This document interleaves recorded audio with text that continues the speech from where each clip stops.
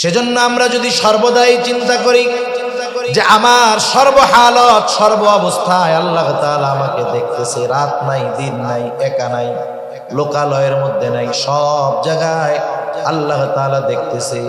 শুধু বাহিরের বিষয়গুলো দেখে না, অন্তরের বিষয়টাও দেখতেছে। এক নাম্বার এই চিন্তা। দুই নাম্বার, আমি যদি চিন্তা করি আল্লাহ তাআলা জানাইলেন দুই কাঁধে দুইজন ফেরেশতা আছে। আল্লাহ তাআলা বলেন কিরামান কাতিবিনা ইয়ালামুনা মা তাফআলুন। আল্লাহ তাআলা বলেন সম্মানিত লেখক নয়, জানে তোমরা কি আমল করো। এই দুই কাঁধের ফেরেশতা কিন্তু জানে, শুধু জানে তা নয়, ডান কাঁধের ফেরেশতা আমার ভালো কাজগুলো লেখে, বাম কাঁধের ফেরেশতা আমার মন্দ কাজগুলোও লেখে। সাথে সাথে আর একজন ফেরেশতা আছে, আমরা যা বলি সে সেগুলো সংরক্ষণ করে। আল্লাহ তাআলা বলেন মা ইয়ালফিযু মিন কাওলিন ইল্লা লাদাইহি রাকীবুন আতীদ। আল্লাহ তাআলা বলেন মানুষ যা জবান দিয়ে নিক্ষেপ করে সদা তৎপর একজন ফেরেশতা সেগুলো সংরক্ষণ করে ফেলে। আমাদের কথা সংরক্ষিত, কর্ম সংরক্ষিত। এই তিনজন ফেরেশতা আমাদের থেকে এক মুহূর্তের জন্য আলাদা হয় না। লেপের তলে গেলেও এই ফেরেশতা আছে না নাই? জেনা করতে গেলে আছে, মদ খাইতে গেলে তিনজন আছে, চোর চুরি করতে গেলে এই তিনজন আছে। আল্লাহ তাআলাও দেখতেছে। শুধু তাই না, যে অঙ্গ প্রত্যঙ্গের দ্বারা আমরা গুনাহগুলা করি কিয়ামতের দিন এরাও আমাদের কর্মের ব্যাপারে আল্লাহর কাছে বলে দিবে। তিন নাম্বার, সবরুন আলাল মাসায়েব, বিপদ আপদ মুসিবতের মধ্যে সবর। আল্লাহ রাব্বুল আলামিন এই দুনিয়ায় মুমিনকে বিপদ আপদ দিবেন, এটা আল্লাহ তাআলার ঘোষণা। কারণ আমরা যদি নিজেদেরকে মুমিন দাবি করি, এই দাবির পরিপ্রেক্ষিতে আল্লাহ তাআলা বলেন আহাসিবান নাসু আন ইউতরাকু আন ইয়াকুলু আমান্না ওয়া হুম লা ইফতানুন। আল্লাহ রাব্বুল আলামিন বলেন মানুষ কি এটা মনে করে নাকি আইয়াকুলু আমান্না, তারা বলবে যে আমরা ঈমান এনেছি, আমরা মুমিন, আর তাদের পরীক্ষা নেওয়া ব্যতীত ছেড়ে দেওয়া হবে। মানুষ কি এটা ভাবে নাকি? তার মানে আল্লাহ তাআলা জানায় দিলেন যারা নিজেদেরকে মুমিন দাবি করে অবশ্যই তাদেরকে ঈমানের পরীক্ষার মুখোমুখি হওয়া লাগবে।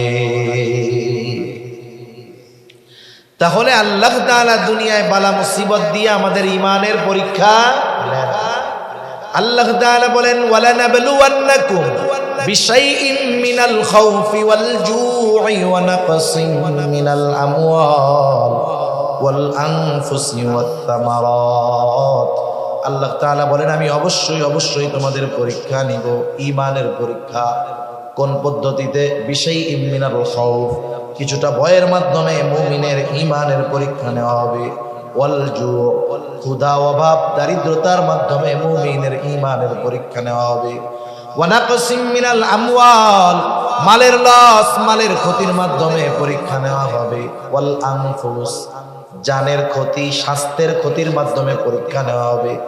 জানের ক্ষতির পরীক্ষা নিজের জানের ক্ষতির দ্বারাও হতে পারে, প্রিয়জনের জানের ক্ষতি দিয়েও আল্লাহ পরীক্ষা নিতে পারে। ৫ নাম্বার ওয়াস সামারাত, ফল ফসলের ক্ষতি দিয়ে মুমিনের ঈমানের পরীক্ষা নিবেন কে? এই সূরা আলে ইমরানের সর্বশেষ আয়াত আপনাদের খেদমতে তিলাওয়াত করেছি। আল্লাহ তাআলার কাছে তৌফিক চাই, আল্লাহ তাআলা কিছু কথা আমাকে আপনাদের খেদমতে বলার মতো সুযোগ করে দেন, যে কথাগুলো আমাদের সবার দুনিয়া এবং আখিরাতের জন্য কল্যাণকর হয়। সকলে বলি আমিন। আমি যে আয়াতখানা আপনাদের খেদমতে তিলাওয়াত করেছি, উক্ত আয়াতে কারীমার মধ্যে আল্লাহ সুবহানাহু ওয়া তাআলা কোন মুমিন যদি সফল মুমিন হতে চায় তার জন্য কি করণীয়, আল্লাহ তাআলা সেই ফর্মুলা আমাদেরকে বলে দিয়েছেন। এখানে এমন কেউ আছেন যে না হুজুর আমি সফল হইতে চাই না, আমি ব্যর্থ হইতে চাই, এরকম কেউ আছেন? কেউ নেই। প্রত্যেকটা মানুষ সফল হতে চায়, হোক সে দুনিয়ার লাইনে, হোক সে আখিরাতের লাইনে। আখিরাতের লাইনে হোক আর দুনিয়ার লাইনে হোক, সবাই সফল হতে ইচ্ছা পোষণ করলেও সবাই কি সফল হতে পারে? পারে না। ব্যবসা অনেকেই করে, কিন্তু সফল ব্যবসায়ী কয়জন? লেখাপড়া অনেকেই করে, তবে সফল ছাত্র কয়জন? খেলাধুলা অনেকেই করে, সফল খেলোয়াড় হয় কয়জন? সবাই সফল হতে চায়, সফল হতে পারে না। আল্লাহ তাআলা এখানে দুনিয়ার সফলতা বিফলতার কথা বলেন নাই, কারণ দুনিয়া সম্পৃক্ত সফলতা এটা ক্ষণস্থায়ী। একটা মানুষ অনেক বড় ব্যবসায়ী, বলেন তো মারা যাওয়ার পরে এই বড় ব্যবসায়ী হওয়ার কারণে কবরটা তার জান্নাতের বাগান হবে না। আবার কেউ যদি ব্যর্থ ব্যবসায়ী হয়, কিয়ামতে আল্লাহ তাআলা বলবে, ব্যবসা করে কেন ব্যর্থ হইলা, তোমার ঠিকানা জাহান্নাম। আল্লাহ তাআলা বলবে।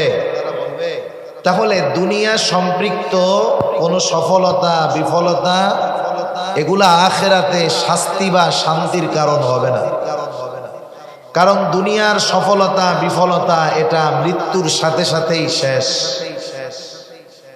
দুনিয়া যেমন ক্ষণস্থায়ী, দুনিয়া সম্পৃক্ত সফলতা বিফলতা এটাও ক্ষণস্থায়ী।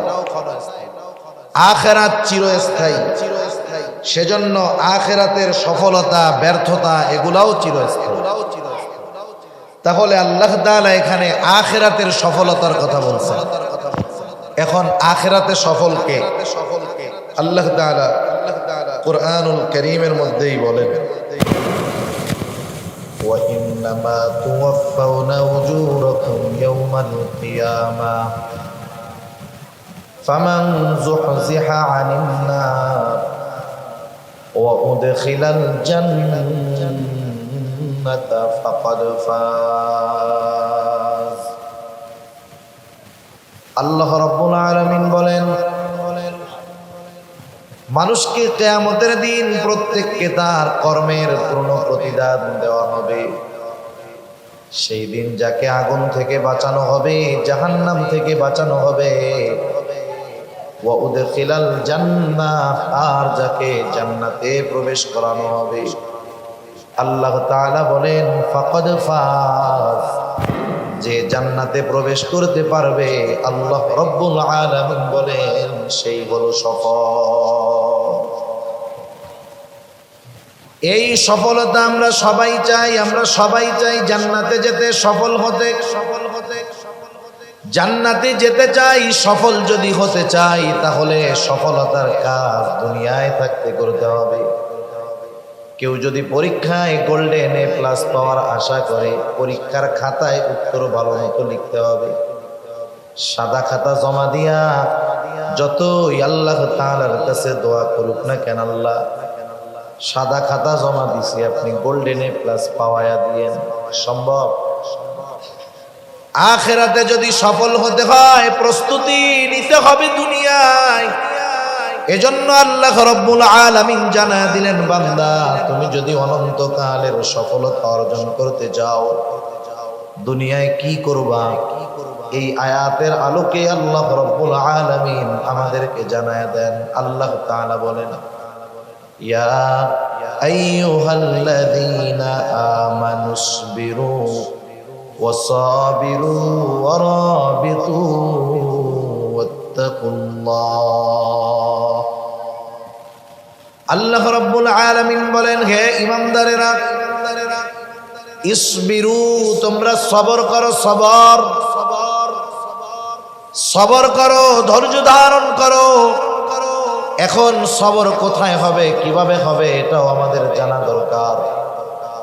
তাফসিরে মাআরিফুল কোরআন সহ দুনিয়ার সকল প্রসিদ্ধ তাফসিরের মধ্যে আসছে, মুমিন সবর করবে তিন জায়গায়। কয় জায়গায়? একটু জবান খুলে বলেন। তিন জায়গায় মুমিন সবর করবে। এক নাম্বার, সবরুন আলা তাআত, আনুগত্যের মধ্যে সবর তথা ইবাদতের মধ্যে সবর। প্রত্যেকটা ইবাদতের মধ্যেই সবর আছে। যে ইবাদত হয় সবরওয়ালা ইবাদত, ওই ইবাদতটাই হয় সুন্দর ইবাদত। সবরওয়ালা সুন্দর ইবাদত। সুন্দর কাকে বলে? সুন্দর, আমাদের চোখ সাধারণত আমাদের সংজ্ঞায় সুন্দর হলো আমাদের চোখ যেটা দেখে তৃপ্ত হয়। আফ্রিকার মানুষ, এদের চামড়াগুলো কালো না? এদেরকে দেখলে আমাদের চোখে ভালো লাগে। এদের বলি কি কালার কালারে। আমাদের সংজ্ঞায় সুন্দর হলো চোখ যেটা দেখার পর তৃপ্ত হয়, মজা পায়, অন্তরের মধ্যে প্রশান্তি আসে, আমরা সেটাকে বলি সুন্দর। তাহলে আমাদের সুন্দর নির্ভর করে আমাদের দেখার উপরে, নজরের উপরে। কিন্তু আল্লাহ তাআলার সংজ্ঞায় সুন্দর এটা ভিন্ন জিনিস। রাসূল আকরাম সাল্লাল্লাহু আলাইহি ওয়াসাল্লাম জানায় দেন আল্লাহ তাআলার সংজ্ঞায় সুন্দর কি। নবীজি সাল্লাল্লাহু আলাইহি ওয়াসাল্লাম বলেন, ইন্নাল্লাহা লা ইয়ানজুরু ইলা সুওয়ারিকুম ওয়ালাকিন ইয়ানজুরু ইলা কুলুবিকুম ওয়া আ'মালিকুম। নবীজি বলেন, নিশ্চয় আল্লাহ তাআলা তোমাদের সূরত দেখেন না। আল্লাহ তাআলা দেখেন না কে কত সুন্দর, কে কোন বংশের মানুষ, আল্লাহ তাআলা এটা দেখেন না। বরং আল্লাহ তাআলা কি দেখেন? নবীজি বলেন, ওয়ালাকিন ইয়ানজুরু ইলা কুলুবিকুম ওয়া আ'মালিকুম। বরং আল্লাহ তাআলা দেখেন কার অন্তর কেমন, কার আমল কেমন। তাহলে আল্লাহ তাআলার কাছে সৌন্দর্যের সম্পর্ক অন্তরের সাথে। কিসের সাথে? অন্তরের সাথে। সেজন্য আমরা যদি সবরওয়ালা সুন্দর ইবাদত করতে চাই, ওই ইবাদতটার সাথে অন্তরের কিছু সম্পর্কের দরকার আছে। আবার আল্লাহ রাব্বুল আলামিন আমাদেরকে জানায় দেন আল্লাহ তাআলা কিন্তু বেশি ইবাদত চান না, আল্লাহ তাআলা চান সুন্দর ইবাদত। আল্লাহ তাআলা কোরআনুল কারীমের মধ্যে বলেন, আল্লাযী খালাকাল মাউতা ওয়াল হায়াতা লিয়াবলুয়াকুম আইয়ুকুম আহসানু আমালা। আল্লাহ রাব্বুল আলামিন বলেন, তিনি আল্লাহ যিনি মৃত্যু এবং জীবনকে সৃষ্টি করেছেন, মওত এবং হায়াতকে সৃষ্টি করেছেন। কেন? আল্লাহ তাআলাই বলেন, লিয়াবলুয়াকুম, তোমাদের পরীক্ষা করার জন্য। অর্থাৎ আমাদের পরীক্ষা করার জন্য মৃত্যু এবং জীবন আল্লাহ তাআলা সৃষ্টি করেছেন। আমরা জিজ্ঞাসা করলাম, আল্লাহ কি পরীক্ষা করতে চান? আল্লাহ তাআলা বলেন, বান্দা পরীক্ষা হলো আইয়ুকুম আহসানু আমালা, কার আমল কত সুন্দর। এবার বুঝে থাকলে জবাব দেন, আল্লাহ তাআলা বেশি ইবাদত চান না সুন্দর ইবাদত চান?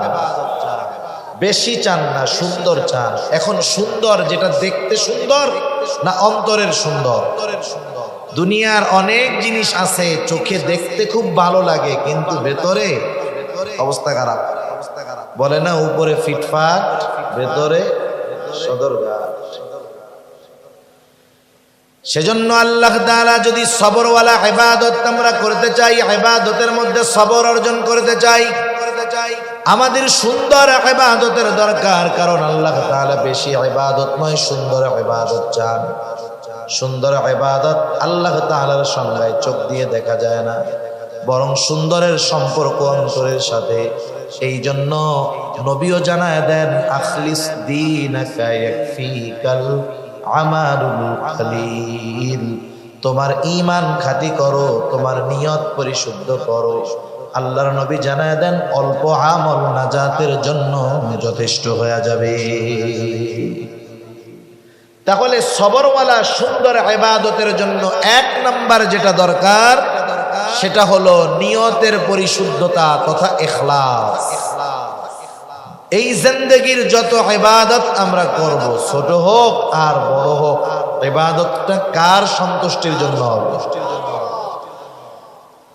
জিন্দেগীর ছোট বড় সব ইবাদত হবে আল্লাহ তাআলার সন্তুষ্টির জন্য। যদি আমার আপনার ইবাদত ছোট হোক আর যত বড়ই হোক, যদি আল্লাহর সন্তুষ্টির জন্য না হয়, ওই ইবাদত পরকালে আমাকে আপনাকে নাজাতের ব্যবস্থা করতে তো পারবেই না, বরং যে ইবাদত মানুষের সন্তুষ্টির জন্য হয়, মানুষের বাহবা পাওয়ার জন্য হয়, মানুষকে দেখানোর জন্য হয়, ওই ইবাদত যত বড় হোক না কেন ওই ইবাদত পরকালে জাহান্নামে যাওয়ার কারণ হয়ে যাবে। হযরত আবু হুরায়রা রাদিয়াল্লাহু তাআলা আনহু থেকে বর্ণিত হাদিস, লম্বা হাদিস।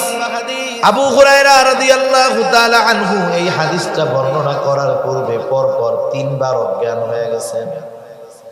চতুর্থবার তিনি বর্ণনা করতেছেন, তিনি জানায়া দেন নবীজি সাল্লাল্লাহু আলাইহি ওয়াসাল্লাম বলেন, কিয়ামতের দিন আল্লাহ তাআলা সর্বপ্রথম 3 শ্রেণীর মানুষকে হিসাবের জন্য ডাকবে। 1 নম্বরে একজন শহীদ আল্লাহর সামনে রক্তাক্ত অবস্থায় হাজির হয়ে যাবে। আল্লাহ তাআলা জিজ্ঞাসা করবে, ও গোলাম, ও আমার বান্দা, তোমার এই পরিণতি কেন, তোমার এই অবস্থা কেন? লোকটা বলবে, আল্লাহ, আপনার দ্বীন আপনার জমিনে প্রতিষ্ঠা করার জন্য লড়াই করেছিলাম, জিহাদ করেছিলাম, রক্ত দিয়েছি, শহীদ হয়েছি। আল্লাহ তাআলা বলবেন, উদ্দেশ্য কি, কার জন্য?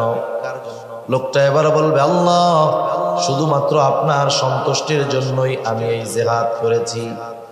বলেন তো আল্লাহ রাব্বুল আলামিন আমাদের অন্তরের খবর জানেন কি জানেন না? আল্লাহ তাআলা বলেন, কুল ইন তুখফু মা ফি সুদুরিকুম আও তুবদুহু ইয়ালামুহুল্লাহ। তোমরা কোনটা প্রকাশ করো, কোনটা গোপন রাখো, কেউ না জানলেও যিনি জানেন তিনি কে? আমাদের অন্তরের মধ্যে কি আছে, কি আমাদের মন চায়, কি ওয়াসওয়াসা দেয় আমাদের অন্তরের মধ্যে, দুনিয়ার কেউ জানে না। কে জানে? আল্লাহ তাআলা আরো এক জায়গায় বলেন, ওয়ালাকাদ খালাকনাল ইনসানা ওয়া না'লামু মা তুওয়াসওয়িসু বিহি নাফসুহু ওয়া নাহনু আকরাবু ইলাইহি মিন হাবলিল ওয়ারিদ। আল্লাহ তাআলা বলেন, ওয়ালাকাদ খালাকনাল ইনসান, আমি মানুষ সৃষ্টি করেছি। শুধু তাই নয়, ওয়া না'লামু মা তুওয়াসওয়িসু বিহি নাফসুহু, আমি আল্লাহ এটাও জানি কোন জিনিস মানুষের অন্তরের মধ্যে ওয়াসওয়াসা দেয়। বলেন তো ওয়াসওয়াসা দেখা যায় নাকি?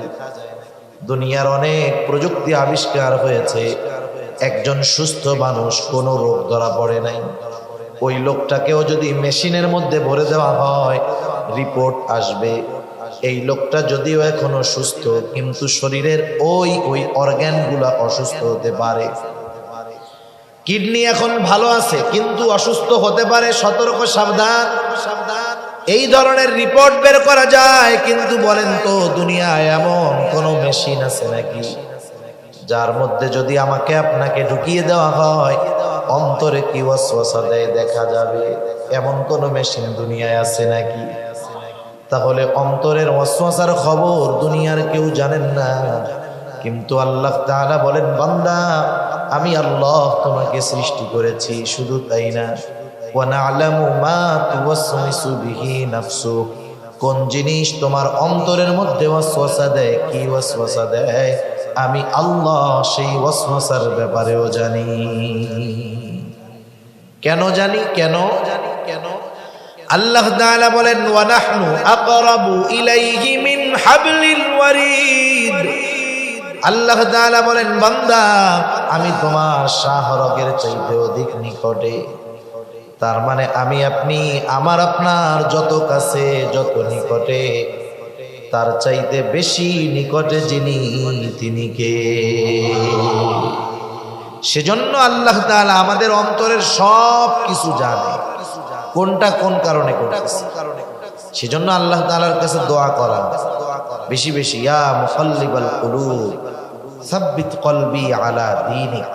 কারণ এই কলবের পরিচালককে, জোরে বলেন, সেজন্য এই কলবের পরিচালকের কাছে দোয়া চাওয়া যে আমার রব, এই কলবের পরিচালক, সাব্বিত কলবি আলা দীনিক, আপনি দ্বীনের উপরে আমার কলবকে অটল রাখেন।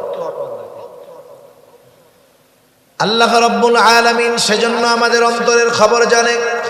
এবার আল্লাহ তাআলা বলবে, না বান্দা, তুমি মিথ্যা বলতেছ, তুমি আমি আল্লাহর সন্তুষ্টির জন্য জিহাদ করো নাই। তুমি জিহাদ করেছো যাতে করে দুনিয়ার মানুষ তোমার বীরত্বের প্রশংসা করে, দুনিয়ার মানুষ জানি তোমাকে বীর বলে।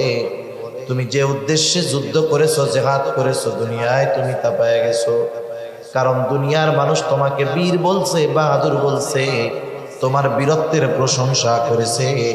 সুতরাং আজকে আমি আল্লাহর তরফ থেকে তোমার জন্য কিছু নাই, তুমি চলে যাও, তোমার ঠিকানা হলো চিরস্থায়ী জাহান্নাম। 2 নম্বরে আল্লাহ তাআলা একজন দানবীরকে ডাকবেন। আল্লাহ তাআলা জিজ্ঞাসা করবে, ও গোলাম, এত কষ্টের উপার্জিত সম্পদ তুমি কি করছো?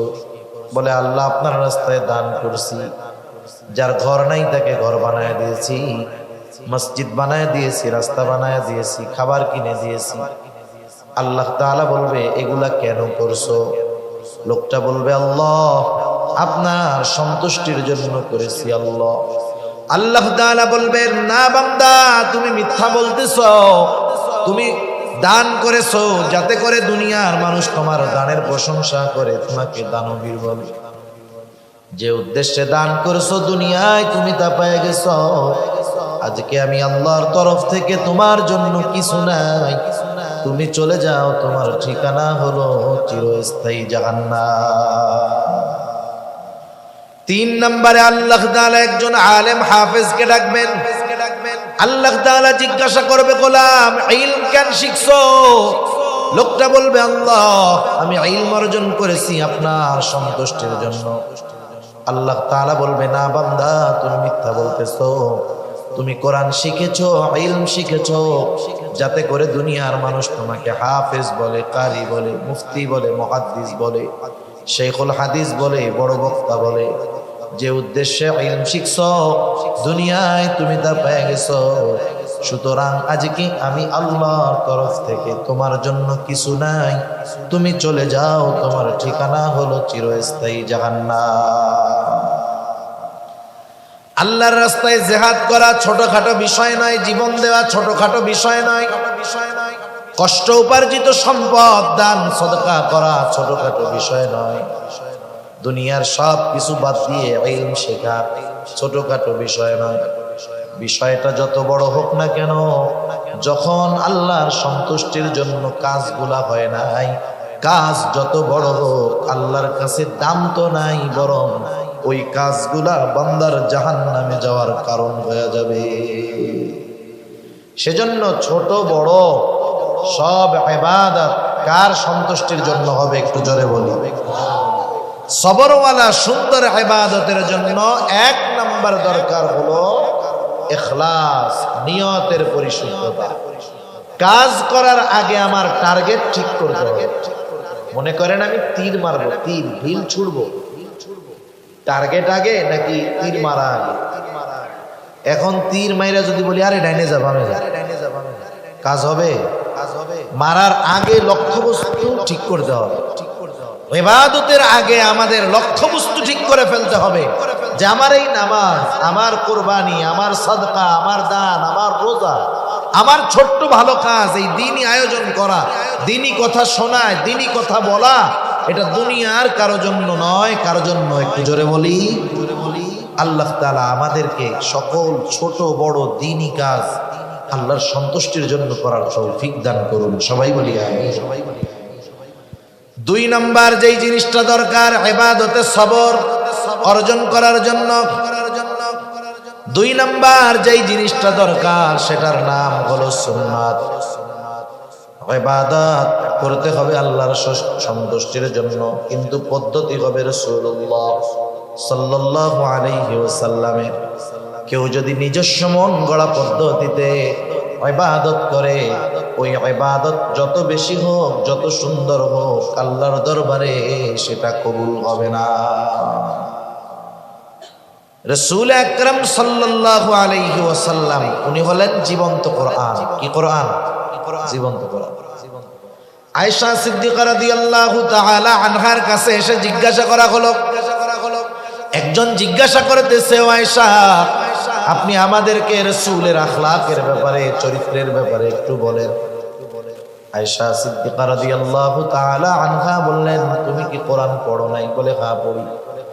তিনি তখন বললেন, শোনো, কানা খুলুকুহুল কোরআন, এই কোরআনটাই হলো নবীর চরিত্র। সেজন্য কোরআনুল কারীম যেটা আমরা দেখি পড়ি, এটা হলো লিখিত কোরআন, আমরা যেটা বলি লেখা। আর নবীজি সাল্লাল্লাহু আলাইহি ওয়াসাল্লাম হলেন প্র্যাকটিক্যাল জীবন্ত কোরআন। সুবহানাল্লাহ।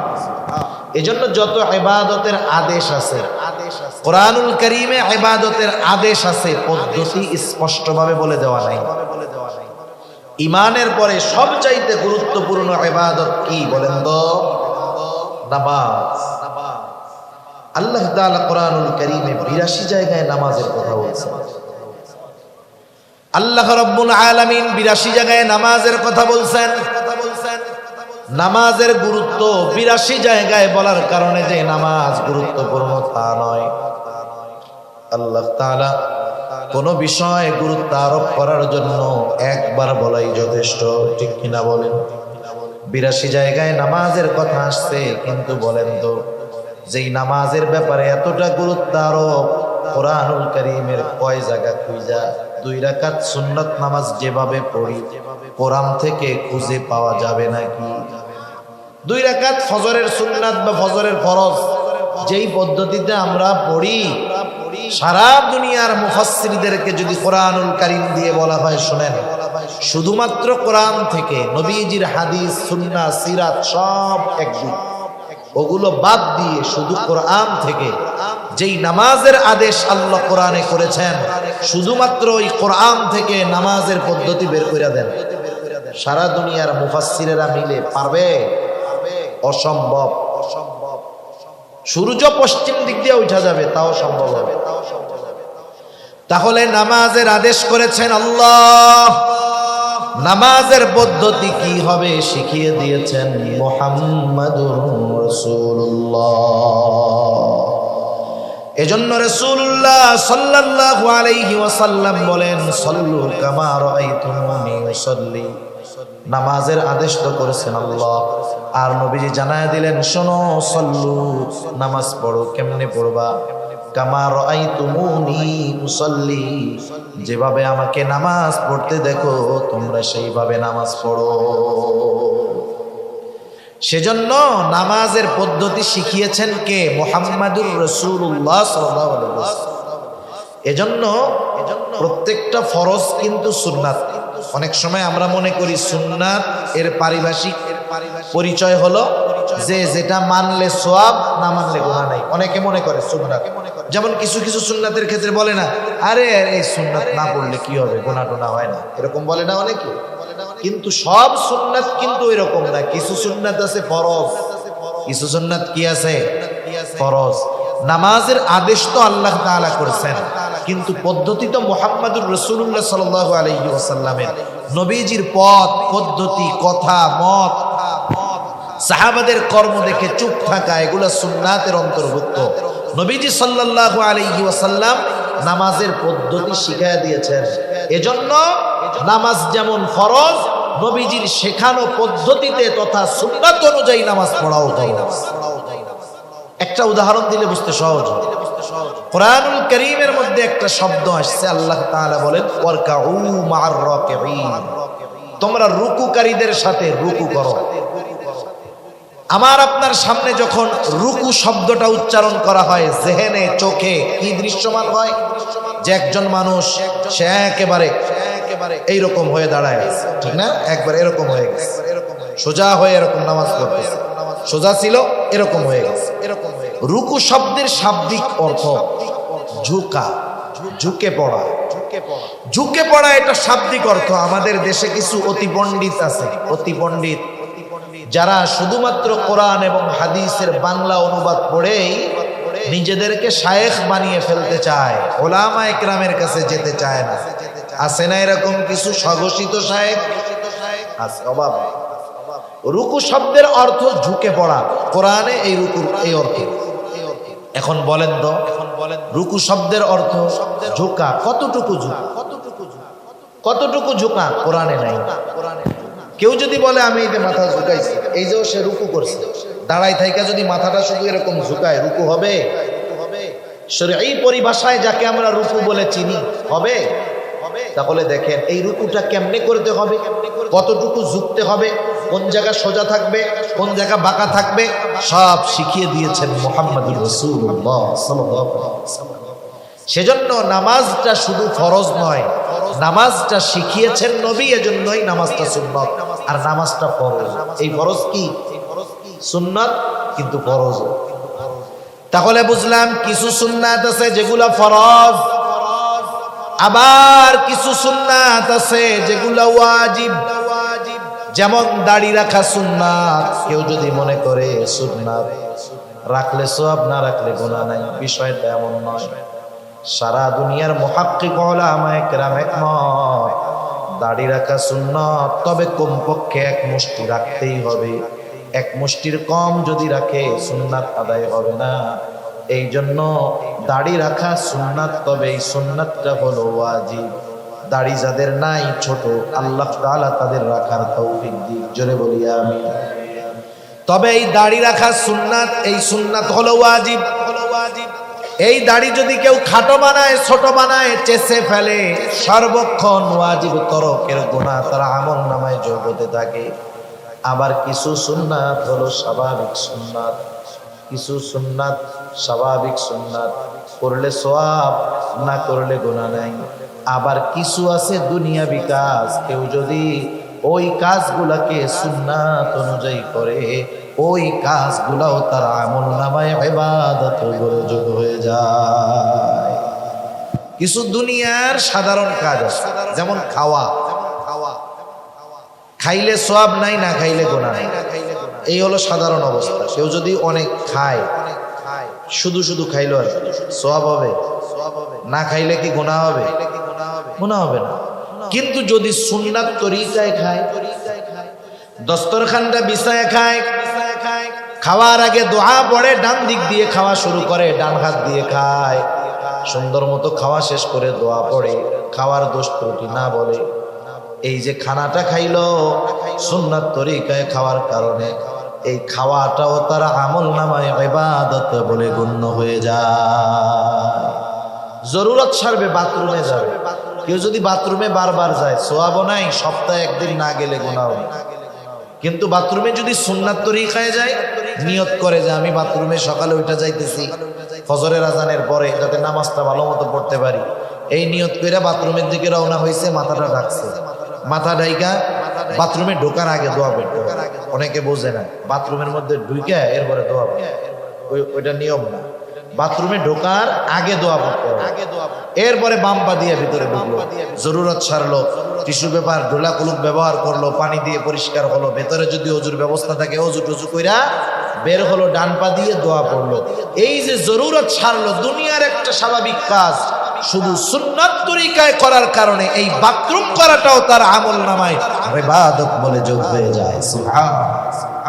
এজন্য দুনিয়ার সাধারণ কাজগুলো আমরা সুন্নাত তরিকায় করার চেষ্টা করি। মসজিদের ইমাম সাহেব হুজুরের কাছে জিজ্ঞাসা করবো, হুজুর খানা তো প্রত্যেক দিনই খাই, কোন পদ্ধতিতে খাইলে আমার খানা খাওয়াটা সওয়াব হবে, একটু বইলা দেন না। রাস্তায় তো চলার দরকার, চলি, ডান পাশ দিয়ে যদি চলি আর নিয়ত করি যে ডান পাশে চলা সুন্নাত, নবীজি চলছে, এই যে চলতেছি যতক্ষণ সুন্নাত আমল করতেছি, সওয়াব আমার আমল নামায় যোগ হচ্ছে, ঠিক কিনা বলেন? এজন্য দুনিয়ার ইবাদত কাজগুলো ইবাদত হয়ে যায়। যে কথার থেকে গেলাম, আমরা যদি সবরওয়ালা সুন্দর ইবাদত করতে চাই, তথা ইবাদতে সবর অর্জন করতে চাই, এক নাম্বার যেই জিনিসটা লাগবে সেটার নাম হলো ইখলাস। দুই নাম্বার যেই জিনিসটা লাগবে সেটার নাম হলো সুন্নাত। তিন নাম্বার যেই জিনিসটা লাগবে হালাল খাবার, হালাল উপার্জন, হালাল খাবার ছাড়া ইবাদত কবুল হবে না। আল্লাহ তাআলা বলেন, ইয়া আইয়ুহার রাসূলু কুলু মিনাত তাইয়্যিবাত ওয়া'মালু সালিহা। আল্লাহ তাআলা বলেন, হে রাসূলগণ, আপনারা পবিত্র খান আর আমলে সালেহ করেন। মুফাসসিরিনে কেরাম বলেন, পবিত্র খান উদ্দেশ্য হলো হালাল খান, হালাল খান আর আমলে সালেহ করেন। এর মানে এই বিষয়টা পরিষ্কার, যার খাবারটা হালাল নয় তার আমলে সালেহ হবে না, অর্থাৎ তার আমল আল্লাহর দরবারে কবুল হবে না। নামাজ সবাই পড়তে আসে, নামাজ পড়া আমল, কিন্তু সবার নামাজ তো কবুল হয় না। কবুল হয় যারটা কবুল হয় তারটা আমলে সালেহ, আর যারটা কবুল হয় না আমল পর্যন্ত শেষ। হজ করতে তো সবাই, অনেক মানুষ যায়, সবার হজ কি আর কবুল হয়? সবাই কি আল্লাহর জন্য হজ করতে যায়? কেউ তো আলহাজ হওয়ার জন্য হজ করতে যায়, ঠিক কিনা বলেন? এই যে হজ করলো, কবুল হইল না, সেজন্য খাবার পবিত্র দরকার, হালাল দরকার, উপার্জনটা হালাল দরকার, তাইলে ইবাদত সুন্দর সবরওয়ালা ইবাদত হবে। 4 নাম্বার যেই জিনিসটা দরকার, যেই ইবাদত করব সেই ইবাদতের মাসলা মাসাইল গুলা জানার দরকার। কমপক্ষে ফরজ ওয়াজিব বিষয়গুলা জানতেই হবে, কারণ আমি যদি না জানি কোন কারণে নামাজ নষ্ট হয়ে যায়, কোন কারণে ওযু ভেঙে যায়, আমি যদি এইগুলো না জানি, জীবনের কত নামাজ হয়তো ছুটে গেছে, আমি নিজে তাও টের পাই নাই। মনে করেন নামাজ ভাঙ্গার কারণগুলো জানতে হবে, ওযু ভাঙ্গার কারণগুলো জানতে হবে, কারণ ওযু ভেঙে গেলে নামাজ থাকবে? জোরে বলেন না, থাকবে? থাকবে না। নামাজের ওয়াজিবগুলো জানতে হবে, না জানলে কি হবে? সাজদা যদি না দেয় নামাজ হবে না। নামাজের বাহিরে ভিতরের 13 ফরজ জানতে হবে, যদি না জানে এর একটা যদি ছুটে, ফরজ যদি ছুটে যায়, সাজদা 1000টা দিলে কাজ হবে না? জোরে বলেন, কাজ হবে? সেজন্য কমপক্ষে নামাজের বাহিরে ভিতরের ফরজগুলো জানতে হবে, নামাজের ওয়াজিবগুলো জানতে হবে, ওযু ভাঙ্গার কারণগুলো জানতে হবে, নামাজ ভাঙ্গার কারণগুলো জানতে হবে। এগুলা প্রত্যেকের জানা দরকার, এগুলো জানার দরকার। এগুলা তো ওই জ্ঞান যেগুলো শিক্ষা করা ফরজ। রাসূলুল্লাহ সাল্লাল্লাহু আলাইহি ওয়াসাল্লাম বলেন, তালাবুল ইলমি ফারিদাতুন আলা কুল্লি মুসলিম। দ্বীন ইলম শিক্ষা করা প্রত্যেক মুসলমান নর-নারীর উপরে ফরজ। কতটুকু শিখবে? মুহাদ্দিসিনে কেরাম বলেন কতটুকু শিখবে। কোন মুহাদ্দিস বলেন নিজেকে শরীয়তের উপরে পরিচালনার জন্য যতটুকু দরকার ততটুকু শেখা ফরজ। আবার কোন মুহাদ্দিস মুফাসসির বলেন না না, অতটুকুতে হবে না। কারণ কি? না হওয়ার কারণ হলো আল্লাহ তাআলা তো একা জাহান্নাম থেকে বাঁচতে বলেন নাই, অধীনস্থদেরকেও জাহান্নাম থেকে বাঁচাতে বলেছে। আল্লাহ তাআলা বলেন, ইয়া আইয়ুহাল্লাযীনা আমানু কু আনফুসাকুম ওয়া আহলিকুম নারা। আল্লাহ তাআলা বলেন, হে ঈমানদারেরা, নিজে জাহান্নামের আগুন থেকে বাঁচো, অধীনস্থদেরকে জাহান্নামের আগুন থেকে বাঁচাও। তার মানে নিজেও বাঁচো, অধীনস্থদেরকেও বাঁচাও। নিজে জাহান্নামের আগুন থেকে বাঁচার জন্য যেমন ইলমের প্রয়োজন, অধীনস্থদেরকে জাহান্নামের আগুন থেকে বাঁচানোর জন্য ইলমের প্রয়োজন আছে না? শুধু তাই না, আল্লাহ তাআলা আরো এক জায়গায় বলেন, নামাজটা একা পড়লে হবে না। আল্লাহ তাআলা বলেন, ওয়া'মুর আহলাকা বিস-সালাতি ওয়াসতাবির আলাইহা। আল্লাহ তাআলা বলেন, তুমি তোমার অধীনস্থদেরকে নামাজের আদেশ করো, তুমিও তার উপরে অটল থাকো। এই দৃষ্টিকোণ থেকে মুহাদ্দিসিনে কেরাম বলেন, প্রত্যেকটা মুসলমানের উপরে ওই পরিমাণ জ্ঞান শিক্ষা করা ফরজ, ওই পরিমাণ ইলম অর্জন করা ফরজ, যেই ইলম দিয়ে নিজে এবং অধীনস্থ যারা আছে তাদেরকে সে জাহান্নামের আগুন থেকে বাঁচাতে পারে। বাস্তবতা হলো, মাদ্রাসায় যদি না পড়িয়া থাকে, মাদ্রাসার তালিবুল ইলম বাদে বাকি আওয়াম সাধারণ মানুষ যারা আছে, এদের মধ্যে অল্প সংখ্যক মানুষ ওই পরিমাণ জ্ঞানের অধিকারী।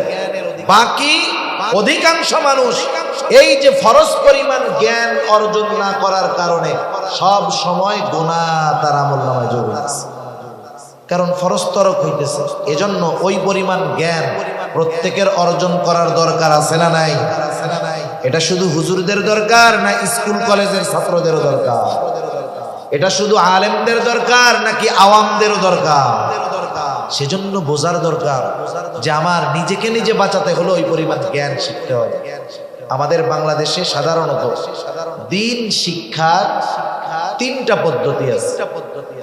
তিনটা পদ্ধতিতে সাধারণত দিন শিক্ষা হয়, অন্যান্য প্রাইভেট পদ্ধতিও আছে। সচরাচর সাধারণত যেই পদ্ধতিগুলোতে মানুষ দিন শিখে, এক নাম্বার হলো মাদ্রাসার মাধ্যমে, দিনই শিক্ষা প্রতিষ্ঠানের মাধ্যমে মানুষ দিন শিখে। বাস্তবতাটা ভিন্ন। মুরব্বীদের মুখে শুনেছি একটা সময় মানুষ যখন স্কুলে পড়তো, স্কুলে পাকিস্তান পিরিয়ডের আগে এরকম ছিল যে স্কুলে পড়েই একটা ছাত্র, একটা ছেলে, একটা মেয়ে যতটুকু জ্ঞান শিক্ষা করা ফরজ, স্কুলে থাকতেই তারা ওইগুলো শিখে ফেলতে পারবে। কিন্তু দিন যাচ্ছে, শিক্ষা কারিকুলাম থেকে ইসলামকে উঠায়া দিয়া সেকুলারিজমকে এর মধ্যে ঢোকানো হচ্ছে। ইসলামকে বাদ দিয়ে অনইসলামিক কথাবার্তা, কালচার ঢুকায়া দেওয়া হচ্ছে। এজন্য স্কুলে, প্রাইমারি স্কুল সহ জেনারেল শিক্ষা প্রতিষ্ঠানে যতটুকু ধর্মীয় শিক্ষা আছে অতটুকু দিয়ে একজন মানুষ নিজের যা দরকার তার 100 ভাগের 10 ভাগও শিখতে পারে না। অন্যটা তো বাদ দিলাম, নিজেরই 100 ভাগের 10 ভাগ হয়। তাহলে ওই জায়গার থেকে ওই ধর্ম নৈতিক শিক্ষা বই যেটা আছে ওটা দিয়ে দিন শিক্ষা শিখা যায় না। সেজন্য দিন শিক্ষার অন্যতম প্রধান মাধ্যম হলো দিনই মাদ্রাসাগুলা। ওখান থেকে মানুষ সচরাচর দিন শিখে। 2 নাম্বার, হক্কানি পীর মাশায়েখের খানকা থেকে শিখে। একটা সময়ের প্রচলন খুব বেশি ছিল, কিন্তু এখন মানুষের ব্যস্ততা অনেক, মানুষ সুযোগ পায় না। এজন্য খানকায় গিয়ে থেকে অবস্থান নিয়ে দিন শেখা, ফরজ পরিমাণ দিন শেখা, এটা খুব কঠিন ব্যাপার হয়ে গেছে। তৃতীয় পদ্ধতি হলো বর্তমান দুনিয়ায় দাওয়াত ও তাবলীগের মাধ্যমে মানুষ দিন শিখতে পারে। ফরজ পরিমাণ ইলম কতটুক দরকার, সে দাওয়াত ও তাবলীগকে বলা হয় চলতি ফিরতি মাদ্রাসা, ওইখান থেকে শিখতে পারে। তবে দিন যদি শিখতে হয় ওই পরিমাণ দিন জানলেওয়ালা লোকের তত্ত্বাবধানেও থাকতে হয়। ঠিক কিনা বলেন? যে আমাকে 10 টাকা দিবে তার কাছে কমপক্ষে 10 টাকা থাকতে হয়। যে আমাকে ফরজ পরিমাণ জ্ঞান শিক্ষা দিবে কমপক্ষে তার কাছে ফরজ পরিমাণ ইলম জ্ঞান থাকতে হবে, নাইলে ও আমাকে দিবে করতে। ঠিক কিনা বলেন? এখন আসেন, এই যে দাওয়াত ও তাবলীগ বিশ্ব ইজতেমা আসতেছে, শুধু যে এই 13, 14, 15 এই 3 দিনকে কেন্দ্র করে এই ইজতেমা বা উদ্দেশ্য তা নয়। অনেকে যদি মনে করে এই 3 দিন গেলাম কাজ শেষ, না, বরং মূল উদ্দেশ্য হলো এই 3 দিনকে কেন্দ্র করে সারা দুনিয়ার মানুষ ওখানে একত্রিত হবে। বিশেষ করে যেই মানুষগুলা দ্বীনি ব্যাপারে অপরিপক্ক তারা একটু সময় নিয়ে বের হয়ে যাবে, 3 চিল্লার জন্য যাবে, 120 দিন থেকে আসবে, ওলামায়ে কেরামের তত্ত্বাবধানে থাকবে। আশা করা যায় 120 দিন পরে ফরজ পরিমাণ ইলম অর্জন করে ইনশাআল্লাহ সে বাড়িতে আসবে, যদি ওলামায়ে কেরামের তত্ত্বাবধানে থাকতে পারে, যাইতে পারে। কিন্তু আফসোসের ব্যাপার কি জানেন? আপনাদের এলাকায় কি 4 দোকানের আড্ডা আছে? একটু জোরে বলেন না, আছে? কত মুরব্বী তো আছে দুপুর বেলায় খেয়ে দে শাল টাল চাদর টাদর নিয়ে মুজো টুজো নিয়ে বের হয়, আর রাত 10টার সময় বাড়ি আসে। 4 দোকান যতক্ষণ খোলা মুরব্বী ততক্ষণ আছে, জোহরের পর থেকে নেই পর্যন্ত 8, 9, 10 ঘন্টা এক জায়গায় থাকে, গল্প করে, কষ্ট নাই। জিজ্ঞাসা করা হইল, চাচা কাম কাজ নাই? প্রত্যেক দিন 10 ঘন্টা দোকানে বসে থাকেন, কি বলে? হায় রে, সময় কাটে না তো বাসায় বসে, এই জন্য দোকানে এসে একটু সময় কাটে। মুরব্বীর নামাজ কালামের খোঁজ খবর নাই, দিন সম্পর্কে কি জানে আল্লাহই জানে।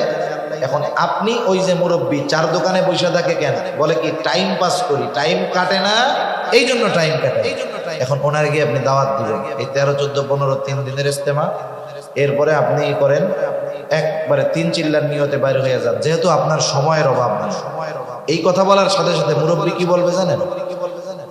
এই কথা বলার সাথে সাথে আপনার কাছে সে এমন ভাবে জবাব দিবে মনে হবে সারা পৃথিবীর মাননীয় প্রধানমন্ত্রী Tony Blair, George W Bush, তারপরে বাইডেন, ওই পুতিন, ওদের চাইতেও ব্যস্ত মানুষ ওই মুরব্বী চাচা। ওই টাইমে ওনার চাইতে ব্যস্ত দুনিয়ায় আর কেউ থাকবে না। একটু আগে কিন্তু প্রতিদিন 10 ঘন্টা 4 দোকানে বসে কাটায় টাইম কাটায়। এগুলা শয়তানের ধোঁকা। এজন্য যাদের সময় আছে আল্লাহর রাস্তায় বের হয়ে যান, ওলামায়ে কেরামের তত্ত্বাবধানে যান, লাভ আছে। আমি আমার নিজের জীবনের একটা কারগুজারি মাঝে মধ্যে শুনাই।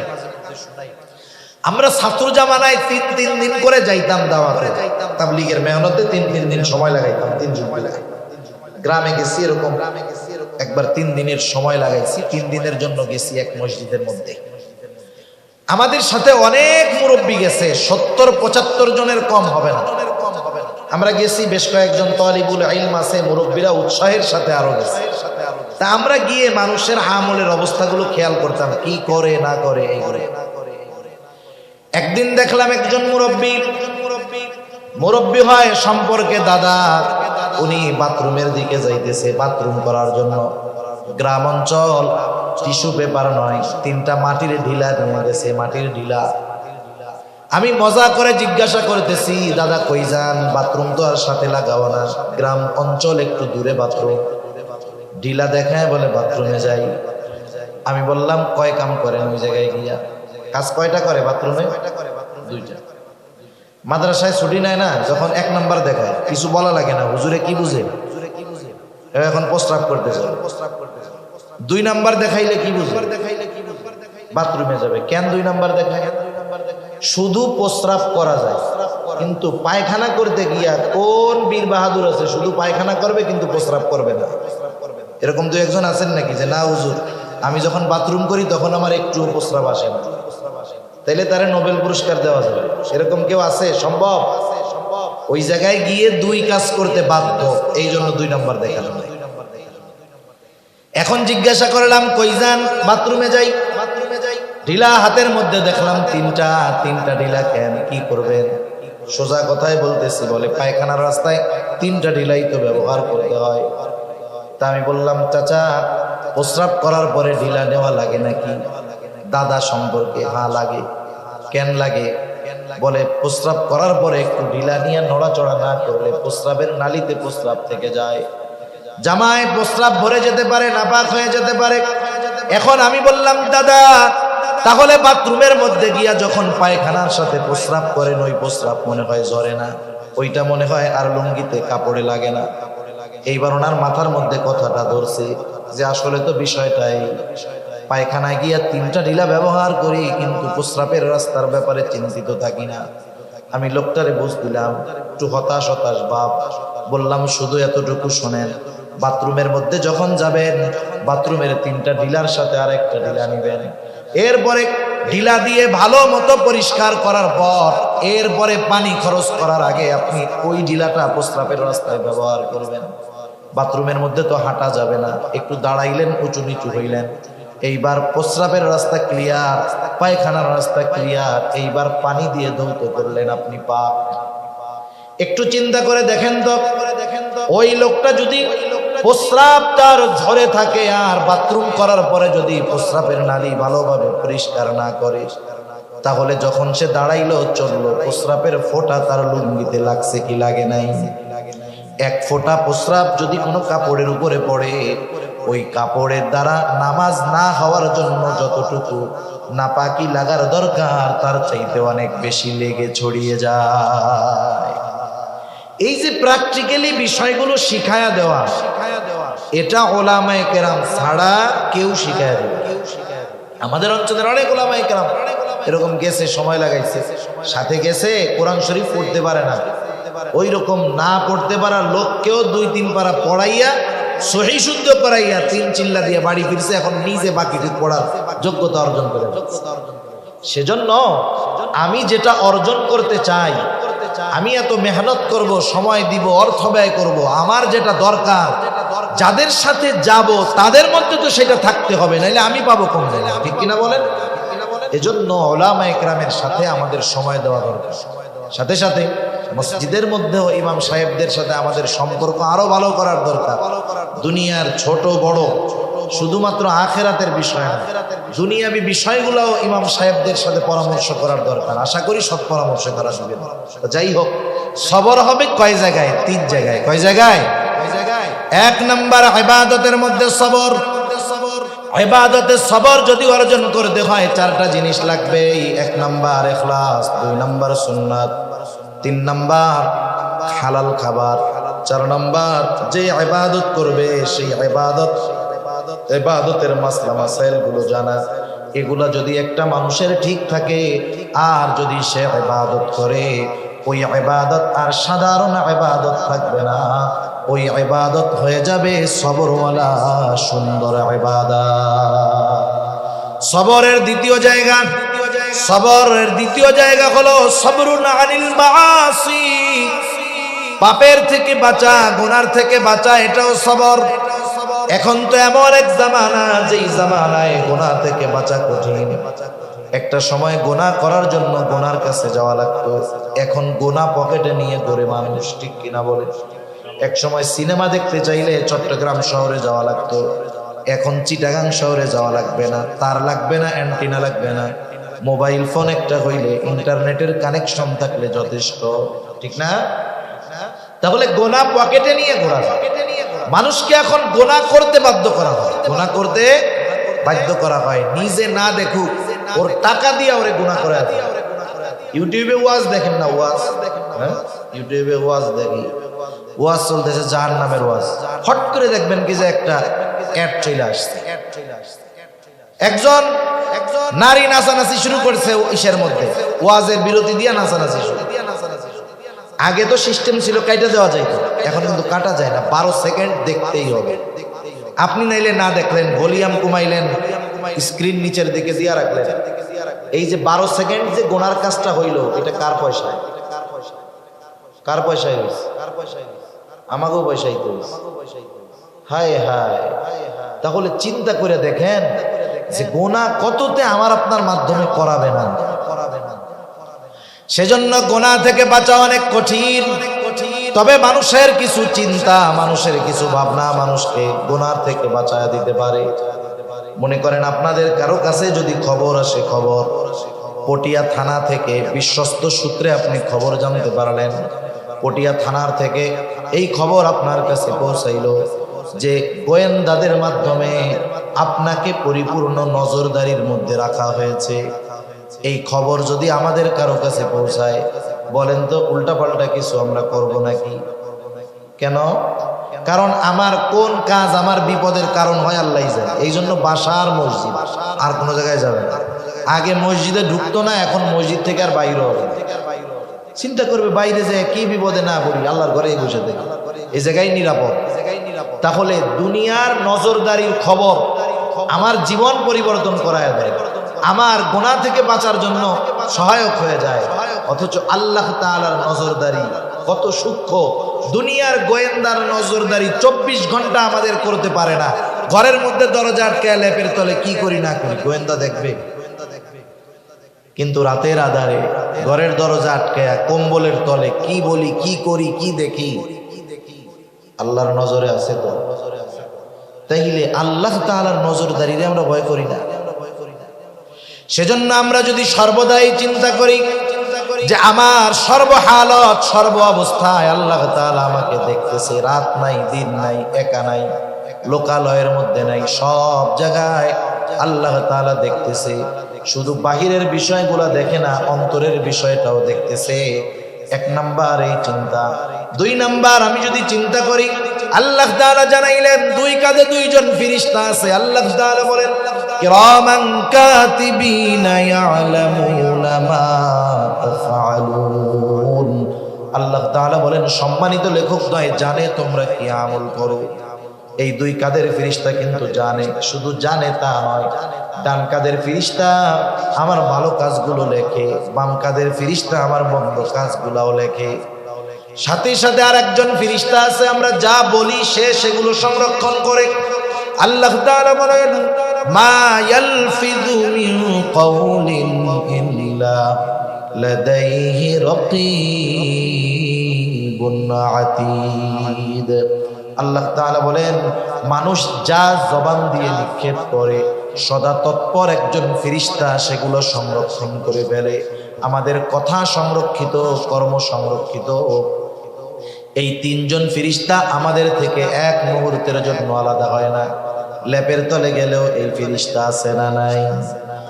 জেনা করতে গেলে আছে, মদ খাইতে গেলে 3 জন আছে, চোর চুরি করতে গেলে 3 জন আছে।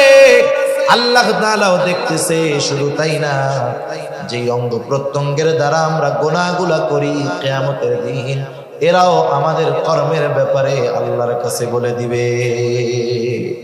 এই চিন্তাধারা যদি আমার আপনার মধ্যে আমি আপনি যথাযথভাবে এই চিন্তাধারা লালন করতে পারি দৃঢ়ভাবে, তাহলে গুনাহ করার আগে যদি চিন্তা করি এই কাজটা করলে আমার বাপ যদি দেখতো আমি লজ্জা পেতাম, আল্লাহ তো দেখতেছে, তাইলে বাপের চাইতে আল্লাহর লজ্জা বেশি হবে না কম? বেশি করতে হবে। এই যে চিন্তা, এই চিন্তাগুলা মানুষকে গুনার থেকে বাঁচাইতে পারে। নাইলে দুনিয়ার আইন দিয়া ভয় দেখাইয়া মানুষকে গুনার থেকে ফেরানো যায় না। যদি যাইতো, গোটা দুনিয়ায় মাসের পর মাস, বছরের পর বছর একটা অপরাধ বন্ধ করার জন্য হাজারো আইন করা হয়, কিন্তু বন্ধ হয় বলেন? বন্ধ হয় না।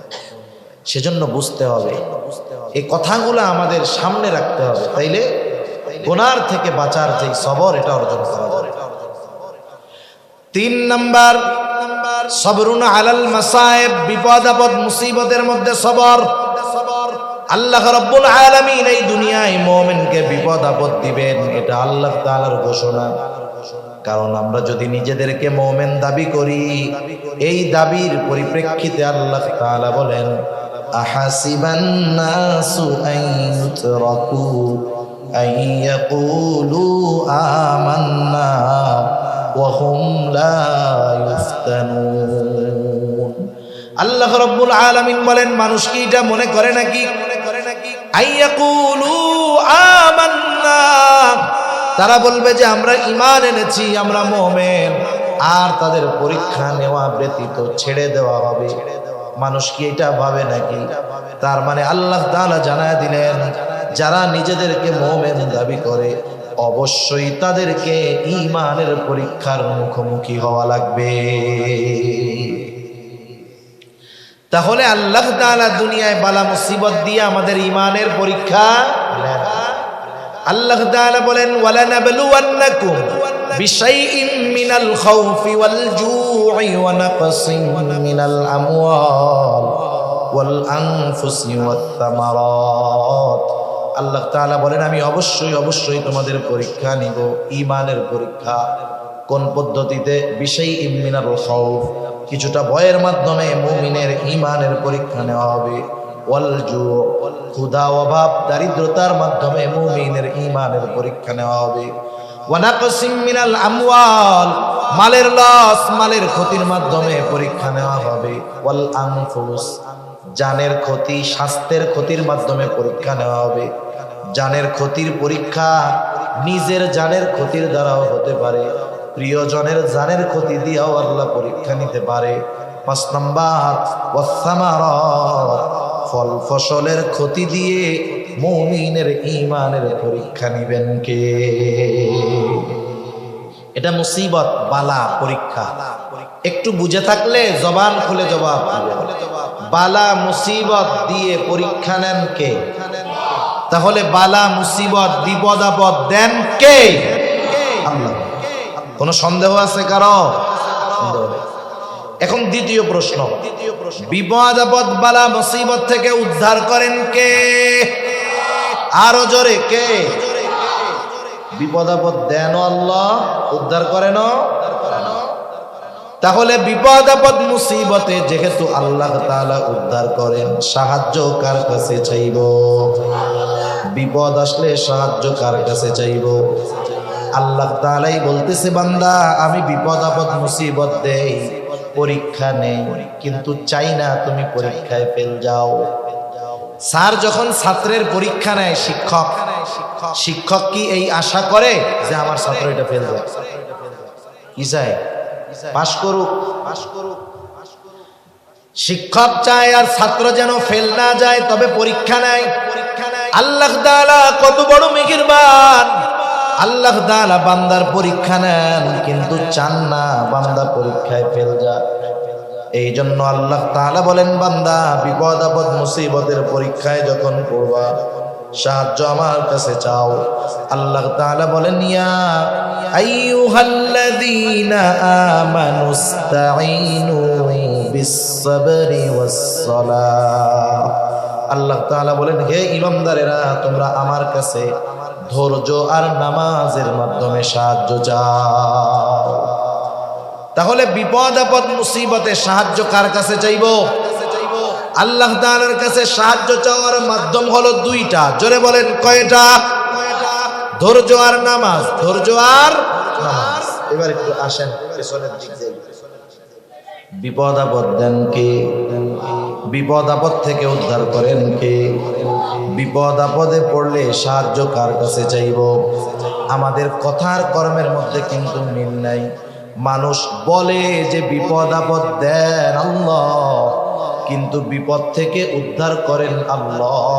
প্রথম কথায় যতটুকু বিশ্বাস, দ্বিতীয় কথার মধ্যে ততটুকু বিশ্বাস নাই। কেন নাই? কর্মের মাধ্যমে বোঝা যায়। মানুষের কিছু বিশ্বাস কর্মের মাধ্যমে ফুটে ওঠে। আল্লাহ বিপদ দেন এটা আমরা বিশ্বাস করি, কিন্তু বিপদ থেকে উদ্ধার করেন আল্লাহ এটা মুখে যতটা বলি অন্তরে ততটা বিশ্বাস নাই। কেন নাই? রাগ হইেন না আল্লাহর রাস্তায়। আমার সাথে কারো শত্রুতা নাই। শত্রুতা আছে? আমার বাপ আপনাদের কারো পাকা ধানে মই দিছিল? পাকা ধানে মই বুঝেন? শত্রুতা নাই। শত্রুতা নাই আমার সাথেও নাই, আমার পূর্বপুরুষের সাথেও নাই। আপনাদের সাথেও আমি জ্ঞানজাম মারামারি করতে আসি। একটু চিন্তা করেন তো, বিপদ দেন আল্লাহ, বিপদ থেকে বাঁচান আল্লাহ। বিপদে পড়লে আল্লাহই বলছে আমার কাছে সাহায্য চাও। তাইলে এই জায়গায় কিছু কাজ আমরা করি, বিপদ দিছে আল্লাহ, আমাকে দেশে করে কাজ বাজ বলে। বিপদে পড়ছে, বড় বিপদ, বলে আল্লাহ কি বিপদ দিলেন, এই বিপদ থেকে যদি বাঁচান তাহলে বাবার দরবারে আমি 2টা গরু কিনে নেব। বিপদ দেন কে? বিপদ থেকে উদ্ধার করেন কে? গরু খায় কে? আল্লাহ খায়। হায় হায়। তাহলে একটু চিন্তা করেন না, আল্লাহ তাআলা যেগুলো শিখায়া দিয়েছে এর মধ্যে তো আর কোনো ভেজাল নেই। তাহলে আল্লাহ বলছেন বান্দা আমি বিপদ দেই, আমি উদ্ধার করি, আমার কাছে সাহায্য চাও। তাহলে এই জায়গায় গরুর কারবারি আসে কেন? আমি তো এটা বুঝলাম না। এখানেই আমাদের সমস্যা, এই জায়গায় আমাদের সমস্যা। আমি যদি গরুর পক্ষে বলি আমার লস আছে, দুনিয়ার লস আছে? লস নাই তো। আমার বিজনেস আরো ভালো হবে, পকেট আরো গরম হবে। কিন্তু এরপরেও একটু নিজের বিবেক দিয়ে চিন্তা করেন। আল্লাহ তাআলা বলল বান্দা বিপদ আপদে পড়লে আমার কাছে সাহায্য চাও। আমরা আল্লাহর কাছে সাহায্য না চেয়ে আমরা যে কাজগুলা করি এগুলা ঈমান বিধ্বংসী কাজ হয়ে দাঁড়ায় আমাদের। এখন আল্লাহর কাছে বললাম আল্লাহ আপনার কাছে সাহায্য কেমনে চাইব? অনেকে বলে আল্লাহ তাআলার কাছে কি ডাইরেক্ট সাহায্য চাওয়া যায় নাকি? এমপি সাহেবের কাছে ডাইরেক্ট সাহায্য চাওয়া যায়? কত মাধ্যম দিয়ে চাইতে হয়। এজন্য আল্লাহর কাছেও আমরা মাধ্যম ধরি, যুক্তি দেয় আর কি। তা আল্লাহ তাআলার কাছে সাহায্য চাওয়ার মাধ্যমও তো আল্লাহ বলে দিয়েছে। কে বলে দিয়েছে? আল্লাহ তাআলা বলেন ইয়া আইয়ুহাল্লাযীনা আমানুস্তাঈনু বিস-সাবরি ওয়াস-সালাহ। আল্লাহ তাআলা বলেন বান্দা আমার কাছে তোমরা সাহায্য চাও ওয়াস-সালাহ, ধৈর্য আর নামাজের মাধ্যমে আমি আল্লাহর কাছে তোমরা সাহায্য চাও। আল্লাহ তাআলা এরপরে বলেন যেই বান্দা ধৈর্য আর নামাজের মাধ্যমে আমার কাছে সাহায্য চায় সে সাধারণ মুমিন বান্দা নয়, বরং সে সবের মুমিন। আর সবের মুমিন যে তার সাথে আছেন কে? আল্লাহ তাআলা বলেন ইন্নাল্লাহা মা'আস সাবিরিন, নিশ্চয় আল্লাহ তাআলা ধৈর্যশীলদের সাথে আছেন। ধৈর্যশীল কারা? বিপদ আপদ মুসিবতে আল্লাহর কাছে ধৈর্য আর নামাজের মাধ্যমে সাহায্য চায় যারা। রাসূল আকরাম সাল্লাল্লাহু আলাইহি ওয়াসাল্লাম যখন হিজরতে বের হইছেন, সাওর পর্বতে 3 দিন আত্মগোপন করছেন। কয়দিন? কাফেররা এক সময় খুঁজতে খুঁজতে গর্তের কাছে গিয়ে আসবে, একেবারে গর্তের মুখে। হযরত আবু বকর সিদ্দিক রাদিয়াল্লাহু তাআলা আনহু বলতেছেন কাফেররা আমাদের এত কাছে, এত নিকটে, আমি প্রত্যেকের গলার আওয়াজ শুনতেছি, প্রত্যেককে চিনতেছি। ওদের আমাদেরকে পাওয়ার জন্য ওদের দূরে কোথাও যাওয়ার দরকার নাই। ওরা যদি শুধু নিজেদের পায়ের দিকে তাকায় আমাদেরকে দেখা ফেলবে। এই অবস্থার ভিতরে আবু বকর সিদ্দিক রাদিয়াল্লাহু তাআলা আনহু চিন্তিত ভীত। নবীজি সাল্লাল্লাহু আলাইহি ওয়াসাল্লাম তাকায় দেখলেন আবু বকর চিন্তিত ভীত, নিজের জন্য নয় বরং মুহাম্মাদুর রাসূলুল্লাহ সাল্লাল্লাহু আলাইহি ওয়াসাল্লামের জন্য। সারা দুনিয়ার সর্বশ্রেষ্ঠ আশিকে রাসূল হলো আবু বকর সিদ্দিক রাদিয়াল্লাহু তাআলা। নিজের জীবন যদি 100 বার কোরবান করার সুযোগ থাকে, আবু বকর সিদ্দিক নিজের জীবন নবীজির মহব্বতে 100 বার কোরবান করতে তৈয়ার, এমন আশিকে রাসূল। রাসূলুল্লাহ সাল্লাল্লাহু আলাইহি ওয়াসাল্লাম যখন দেখলেন আবু বকরের কপালে চিন্তার ভাঁজ, ভীত, আল্লাহ রাব্বুল আলামিন জানায় দিলেন গর্তের মধ্যে দুজনের মধ্যে কি কথোপকথন হলো। আল্লাহ তাআলা বলেন ইয হুমা ফিল গারি ইয ইয়াকুলু লিসাহিবিহি লা তাহজান ইন্নাল্লাহা মা'ানা। আবু বকর সিদ্দিক রাদিয়াল্লাহু তাআলা আনহুর ওই ভীত অবস্থা দেখে নবীজি বললেন ও আবু বকর লা তাহজান, তুমি কোনো চিন্তা কইরো না। এই জায়গায় গর্তের মধ্যে শুধু আমি আর তুমি দুইজন নয়, ইন্নাল্লাহা মা'ানা, নিশ্চয়ই আমাদের সাথে আছেন কে। আর আল্লাহ তাআলা বলেন আমি ধৈর্যশীলদের সাথে থাকি। তাহলে ধৈর্যশীলদের সাথে আছেন আল্লাহ। যাদের সাথে আল্লাহ আছেন তাদের কোনো ভয় ভীতি চিন্তা আছে নাকি? সেজন্য আমরা বিপদ আপদ মুসিবতে আল্লাহর কাছে সাহায্য চাইব ধৈর্য আর নামাজের মাধ্যমে।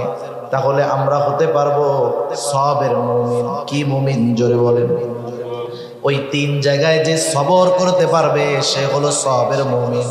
আর সবের মুমিন যে তার সাথে আছেন কে? আল্লাহ তাআলা এই জন্য বললেন ইয়া আইয়ুহাল্লাযীনা আমানুসবিরু, হে ঈমানদারেরা ইসবিরু, তোমরা সবর করো। সবর হবে 3 জায়গায়। কয় জায়গায়? 3 জায়গায়। 1 নাম্বার ইবাদতের মধ্যে সবর, 2 নাম্বার গুনাহ থেকে বেঁচে থাকার মধ্যে সবর, 3 নাম্বার বিপদ আপদ মুসিবতের ক্ষেত্রে সবর। এখন বলেন সবর হবে কয়দিন? সবর কয়দিন? হায়াত আছে যতদিন সবর হবে কতদিন?